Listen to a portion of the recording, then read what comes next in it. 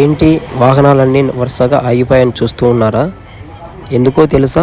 మన జమ్మలమడుగులో డీజిల్ కరువు అవడంతో జరిగింది. ఎప్పుడూ లేని విధంగా డీజిల్ కరువు అయితే చాలా వరకు వచ్చింది. చాలా ఇబ్బందులు అయితే పడుతూ ఉన్నారు జమ్మలమడుగు ప్రజలు కాకుండా ఏపీ ప్రజలు మొత్తం ఇలానే జరుగుతూ ఉంది. సో తెలంగాణలో కూడా ఈ విధంగా ఉంది. ప్రతి వాహనాలు, కార్లు కానీ, ఆటోలు కానీ, ట్రాక్టర్లు కానీ, లారీలు కానీ, డీజిల్ సంబంధించిన ప్రతి ఒక్కరూ చాలా ఇబ్బందులు అయితే పడుతూ ఉన్నారు. చాలా బాధాకర విషయము. చూడండి ఏ విధంగా ఉన్నదో. దీని పరిష్కారం మన పెద్దలు ఆలోచించి దీన్ని పరిష్కరిస్తే చాలా మంచిదని అనుకుంటున్నాను. చాలా వరకు ఇబ్బంది అయితే జరుగుతూ ఉంది. జమ్మలమడుగు ప్రజలకే కాదు, ఇక్కడ చుట్టుపక్కల ఉన్న ప్రజలకందరికీ, మన ఆంధ్రప్రదేశ్ మొత్తం ప్రజలకందరికీ ఈ విధంగానే ఉంది. ఒక్క డీజిల్ బంకే కాదండి, జమ్మలమడుగున్న ప్రతి ఒక్క డీజిల్ బంకులో ఇదే పరిస్థితి జరుగుతూ ఉంది.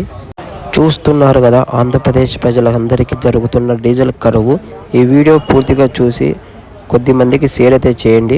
దీని ద్వారా మీకేం లాభం అనిపిస్తుందో మాత్రం కామెంట్ అయితే చేయండి. ప్రజలు ఇబ్బందులు పడుతున్న పరిష్కారం అయితే చేయండి. ఉంటా.